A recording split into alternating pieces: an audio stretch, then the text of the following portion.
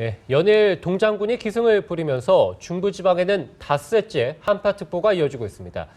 특히 이번 주말에는 올겨울 들어서 가장 강력한 한파가 찾아온다는 예보인데요. 네, 자세한 주말 날씨와 이번 추위 전망을 알아보겠습니다. 김재훈 기상 전문 기자 나왔습니다. 어서 오세요. 네, 안녕하세요. 자, 어제와 비교해서는 오늘이 조금은 덜 추운 것 같긴 한데 그래도 여전히 추운 것 같긴 하거든요. 자, 오늘 기온이 얼마 정도 떨어졌습니까? 네, 말씀하신 대로 어제보다는 추위가 좀 덜합니다. 그럼 이번 주에 워낙 강력한 한파가 찾아와서 그런지 이제는 이 정도 추위는 좀 견딜만 하다고 이렇게 생각이 들 정도인데요. 네. 하지만 상대적으로 덜 추운 거지 어젯밤에도 또 오늘 밤 아침 사이에도 기온이 많이 떨어졌습니다. 먼저 오늘도 서울의 아침 기온이 영하 10도 안팎까지 곤두박질 쳤고요. 경기 파주는 영하 16도, 강원 철원은 영하 17도까지 내려갔습니다. 남부지방도 광주가 영하 5도, 부산이 영하 3도로 여전히 영하권 추위가 기승입니다. 그래도 오늘은 낮 동안에는 기온이 다소 오르겠는데요. 서울이 영하 2도, 대전은 영상 1도, 대구는 3도까지 올라서 이번 주 들어서는 낮 기온이 가장 높습니다. 여기에 찬바람도 잦아들어서 야외 활동하기에는 그래도 한결 수월해지겠습니다.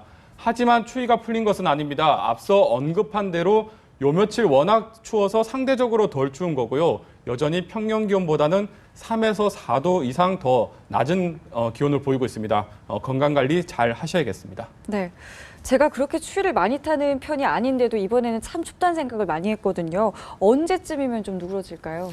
네, 동장군이 이대로 좀 물러갔으면 참 좋겠지만 이번 주말에는 아주 강력한 한파가 내려올 것으로 예고가 돼 있습니다.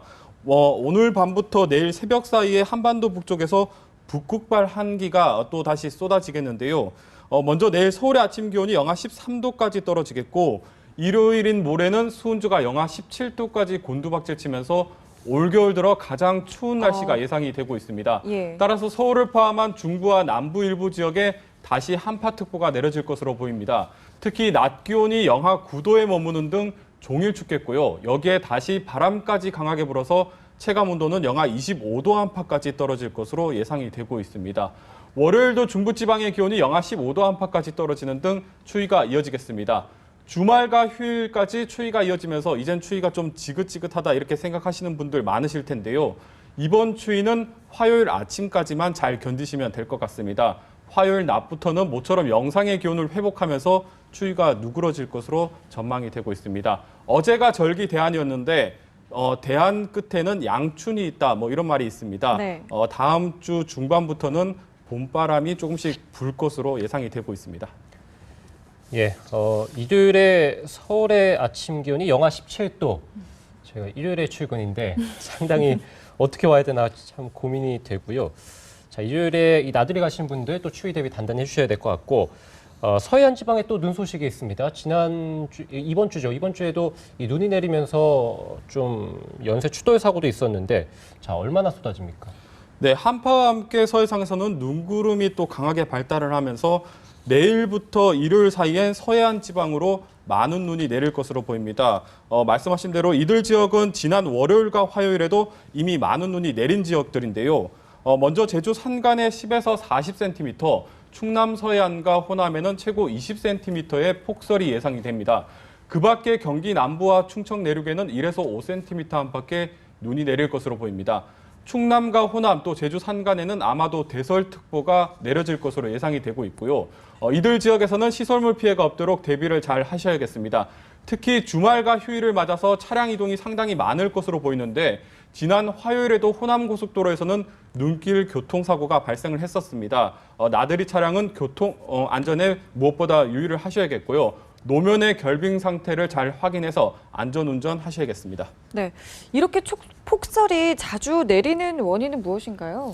네, 보통 한반도 상공에 한파가 몰려오기 시작하면 지상의 기온은 영하 10도 내외까지 뚝 떨어집니다. 특히 상공 5km 지점 같은 경우에는 기온이 무려 30에서 40도 가까이 떨어지게 되는데요. 예. 이 공기들이 내륙으로만 지난다면 단순히 춥기만 하겠지만 문제는 육지보다 더 큰 면적의 바다를 지나옵니다.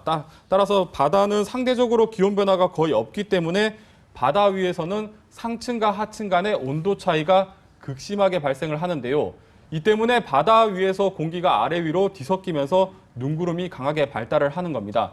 보통 상층과 하층과의 온도 차이가 15도 정도 차이가 나면 구름이 잘 만들어지기 시작을 하는데 내일 정도의 강추위가 찾아오면 상층과 하층 간의 기온 차이가 한 20도 가까이 벌어지게 됩니다. 그러니까 눈구름이 아주 잘 만들어질 수 있는 환경이라고 얘기를 할 수 있겠고요. 보통 한반도의 한파가 밀려올 때는 찬 공기가 서해상을 거치게 되는데요. 따라서 서쪽 지방에는 높은 산이 없지만 동해안만큼 많이 폭설이 자주 쏟아지는 것도 이 눈구름이 바다 위에서 만들어지기 때문입니다. 예, 이번 주말에 눈구름이 아주 잘 만들어질 수 있는 환경이 갖춰진다 이렇게 말씀해 주셨는데 자, 바다에서 만들어지는 눈은 특히 좀 위험하다 저희가 이렇게 알고 있거든요. 어떤 차이가 좀 있습니까? 네, 그렇습니다. 눈의 종류에도 싸락눈이 있고 또 한방눈이 있듯이 눈이 만들어질 때 어떤 온도에서 만들어지는지 또 얼마나 습기를 먹는지에 따라서 눈이 가지는 성질은 확연하게 달라집니다. 앞서 전해드린 것처럼 내일 서쪽 지방에 만들어지는 눈들은 서해상에서 만들어지는데요. 그러니까 바다 위에서 습기를 아주 많이 먹은 눈이라고 할 수가 있겠습니다. 네. 보통 이런 눈을 습설이라고 하고 반대의 경우를 상대적으로 건조하다고 해서 건설이라고 부르는데요. 이 습설과 건설은 온도 차이도 있지만 무엇보다 습기 때문에 무게에서 상당히 차이가 많이 납니다. 습기, 그러니까 물을 많이 머금은 습설은 건설보다 무려 2배나 무겁습니다. 가로 1m, 세로 1m로 눈이 쌓일 경우 건설이나 일반 눈의 무게는 150kg 정도인데 습설은 평균적으로 300kg이 넘습니다. 만약 폭 10m, 길이 20m인 비닐하우스에 습설이 쌓이게 되면 30톤이 넘는 무게가 비닐하우스를 누르게 되는 겁니다. 네. 전봇대 하나가 1톤 정도 되는데 비닐하우스 위에다가 전봇대를 30개를 올려놓은 거라고 생각을 하시면 될 것 네. 같습니다. 그만큼 눈의 무게가 엄청난데요. 따라서 이렇게 폭설이 쏟아질 때는 하중을 견디기 어려운 시설물의 경우에는 되도록 눈을 빨리 쓸어내는 것이 상당히 중요합니다. 특히 눈이 얼 경우에는 무게가 훨씬 더 많이 나가기 때문에 눈이 그치면 반드시 눈을 치우도록 하셔야겠습니다. 네, 알겠습니다. 지금까지 김재훈 기상전문기자와 이야기 나눴습니다. 고맙습니다.